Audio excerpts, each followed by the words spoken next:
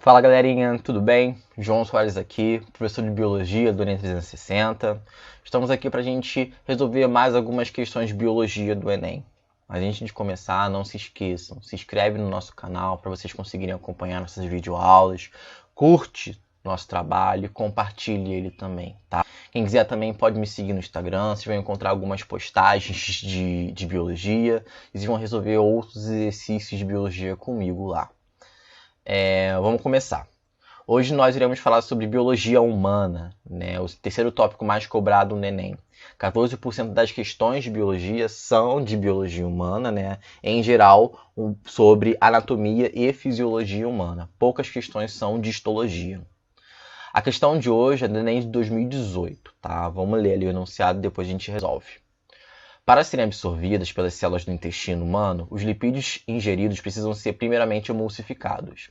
Nessa etapa da digestão, torna-se necessária a ação dos ácidos biliares, ou também conhecidos como sais biliares, visto que os lipídios apresentam uma natureza apolar e são insolúveis em água.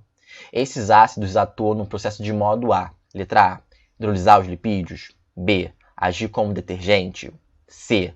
Tornar os lipídios anfifílicos, ou seja, com uma região polar e uma região apolar.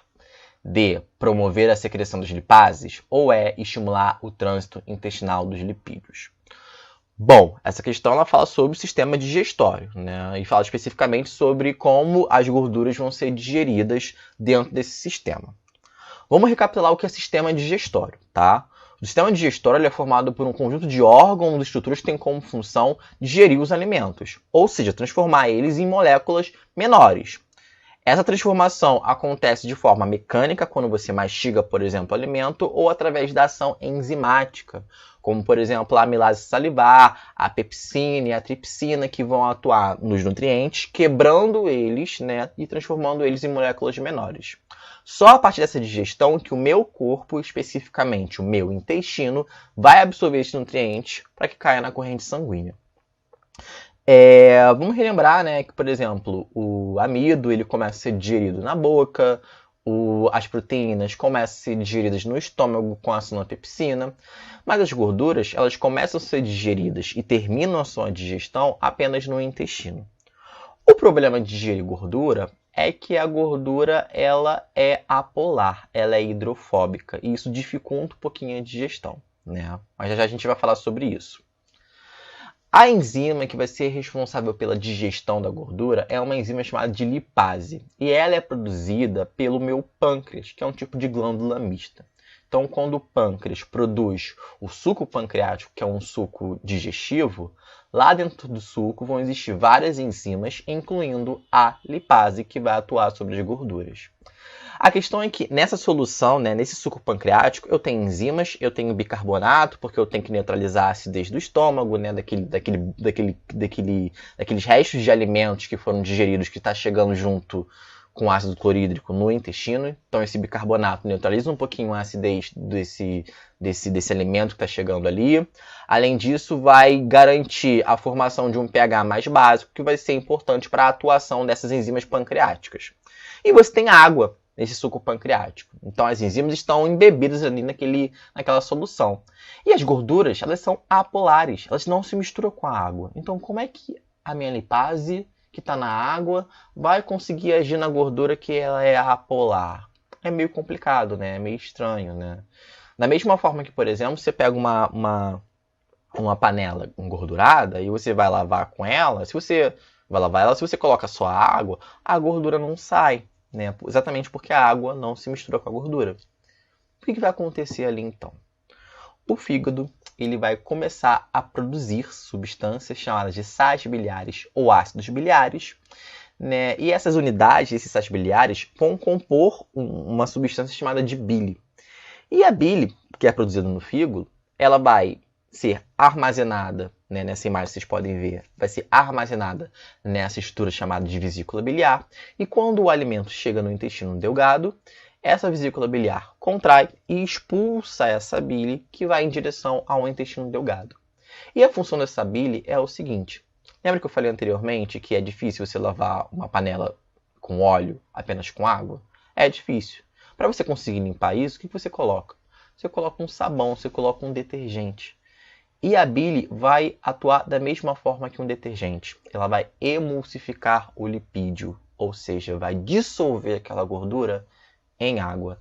Percebam aqui nessa imagem à direita que eu tenho aqui esses sais biliares que vão compor a bile. Eu tenho uma região polar, né, que é o lado hidrofílico, é o que vai associar com a água, e uma região apolar, que é o lado hidrofóbico. E aí esses sais biliares, eles vão envolver aquela gordura, né, e que vai tornando ela solúvel em água. Nessa outra imagem, vocês podem ver com mais detalhes como essa bile ela vai atuar. Eu tenho aqui uma gota de gordura, um lipídio, e quando a bile age naquela gordura, ela vai emulsificar aquela gordura, ou seja, vai dissolver ela em água, transformando aquela gordura em gotículas menores. E aí, agora, as enzimas, as lipases, vão conseguir atuar de forma apropriada, porque nesse momento aqui eu tenho uma maior área para a atuação das enzimas. Ou seja, a bile, ao emulsificar a gordura, ao dissolver ela em água, ao atuar como um detergente, vai auxiliar na digestão dessas gorduras, né, que vai acontecer através da ação das lipases. Então, quando a gente volta para o nosso enunciado, para a nossa questão, né, como é que esses ácidos vão atuar? Esses ácidos vão hidrolisar os lipídios, vão tornar os lipídios anfílicos, vão promover a secreção das lipases, vão estimular o trânsito intestinal dos lipídios. Como é que a bile vai atuar ali? A bile ela vai emulsificar as gorduras, ela vai agir como um detergente e dessa forma vai auxiliar a digestão desses nutrientes. Então, a resposta é letra B. Age como um detergente, tá? E aí nós vamos para a nossa segunda questão de hoje, que também é uma questão de biologia humana, né? Só lembrando que a biologia humana é o terceiro conteúdo mais cobrado no Enem, então também é importante a gente resolver algumas questões, né, do Enem sobre esse tema, tá? Nesse caso vai ser uma questão de 2015, beleza? Vamos olhar o enunciado ali. Durante uma expedição, um grupo de estudantes perdeu-se de seu guia. Ao longo do dia em que esse grupo estava perdido, sem água e debaixo do sol, os estudantes passaram a sentir cada vez mais sede, né? Consequentemente, o sistema excretor desses indivíduos teve um acréscimo em um dos seus processos funcionais, ou seja, começou a funcionar mais, alguma coisa ali começou a agir de uma forma mais acentuada. Nessa situação, o sistema excretor dos estudantes, letra A, aumentou a filtração glomerular. Letra D, produziu maior volume de urina. C, produziu uma urina com menos ureia. D, produziu uma urina com maior concentração de sais. Ou E, reduziu a reabsorção de glicose e aminoácidos. Né? Então, na questão anterior, nós falamos de sistema digestório, agora vamos falar sobre sistema excretor. E, especificamente, como alguns hormônios podem, por exemplo, regular, né, o sistema excretor devido a alguma mudança no meio, né? Nesse caso, a mudança no meio desses estudantes é que eles não estão bebendo água, eles estão ficando desidratados. E aí vai ter uma regulação hormonal ali que vai afetar o funcionamento do sistema excretor, ou mudar a forma como ele atua. Vamos entender um pouquinho melhor isso. Né? Bom, o sistema excretor, né, ele é formado pelos rins, né, que são responsáveis pela filtração do sangue, retirar algumas substâncias tóxicas, né, como a ureia, que é um produto do metabolismo, né, das nossas células, que é tóxico para o nosso corpo, precisa ser retirado do sangue. E a partir disso você tem a formação da urina. Essa urina vai ser transportada pelos ureteres, né, até a bexiga, que vai armazenar a urina. Da bexiga eu tenho um ureter, que vai eliminar a minha urina, então. Vamos falar do rim, né? Como é que o rim ele vai atuar nessa filtração do sangue e formação da urina? Lá no meu rim, existem algumas unidades funcionais chamadas de néfrons, né? Que é essa região amarela aqui, toda tubular. E é essa estrutura que tem como função realizar a filtração do sangue. Essa filtração, né, ela acontece dentro dessa estrutura aqui, que a gente chama de cápsula renal ou cápsula de Bowman. né? Dentro dessa cápsula existem vários capilares sanguíneos que formam o que nós chamamos de glomérulo renal, né? E devido à pressão do sangue aqui, né, passa para dentro do néfron água, sais minerais, ureia, que é aquela substância tóxica, aminoácidos, glicose, vitamina, né? Todas algumas substâncias que estão presentes aqui no plasma sanguíneo. Só não passa, né, moléculas muito grandes, né, e células, né? Então aqui dentro do meu néfron eu vou ter aminoácidos, vitaminas, sais, água, a ureia que eu tenho que excretar e glicose. Porém, existem algumas substâncias, né, que vão estar presentes aqui, né, que não podem ser excretadas, que são muito importantes para o nosso sangue, né, muito importantes para o nosso corpo, como, por exemplo, glicose. Não posso jogar fora a glicose, não posso jogar fora aminoácido, né? Então, algumas substâncias que vão estar presentes nesse primeiro momento, passei muito, nesse primeiro momento no néfron, elas devem voltar para o sangue. Então, ao longo desses túbulos renais, né, eu vou ter a reabsorção dessas substâncias que são importantes, como glicose, aminoácido e um pouco de água, que voltam então para o sangue. E aí, alguns sais também serão reabsorvidos, né? Mas no final, o que vai restar é a água, um pouco de sal e a ureia, principalmente, que é aquela substância tóxica que eu tenho que jogar para fora, que eu tenho que excretar. Mas parte da água, parte dos sais e a glicose, o aminoácido, devem ser reabsorvidos porque eles são importantes. E aqui vai formar a urina, que tem água, alguns sais minerais como sódio, potássio, né? E a ureia principalmente, que deve ser excretada. A grande questão é que o que está acontecendo ali com os estudantes, né? Eles estão desidratados, eles estão perdidos, eles não estão ingerindo água, eles estão perdendo já muita água por conta da sudorese, né? Porque eles estão debaixo do sol. Então, eles não podem perder tanta água pela urina, né? E aí vai existir toda uma regulação hormonal em cima do sistema excretor para minimizar a perda de água.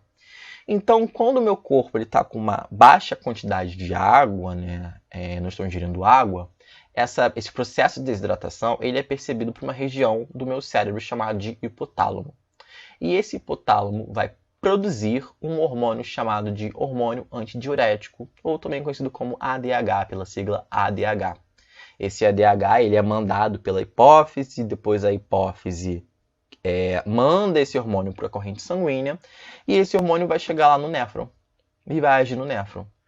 E é o seguinte, como é que ele vai agir? Basicamente o meu corpo, esse ADH, ele sinaliza para o néfron que não existe água no meu corpo, ou melhor, né?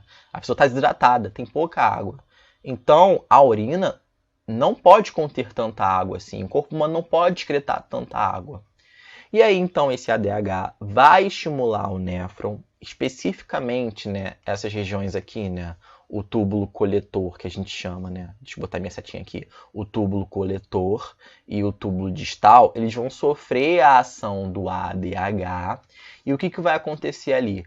Vai aumentar a reabsorção de água nessas regiões. Então a urina que está sendo produzida agora vai ser uma urina com menos água. Ou seja, uma urina menos volumosa e muito mais concentrada de sais e ureia, né? Então, se a gente voltar para a nossa questão, né, o que esse ADH que está sendo produzido vai estimular? Vai estimular uma urina mais concentrada, menos volumosa, porque tem menos água. Então, a alternativa que mostra exatamente isso é a alternativa D, em que eu vou produzir uma urina com maior concentração de sais, porque tem menos água e, consequentemente, vai estar menos volumosa, tá? Bom, nós fechamos, então, nossas duas questões de biologia humana, especificamente de fisiologia humana. Não se esqueçam de curtir nossos vídeos, compartilhar essa aula aqui e quem quiser pode me seguir lá no meu Instagram. Galerinha, beijos!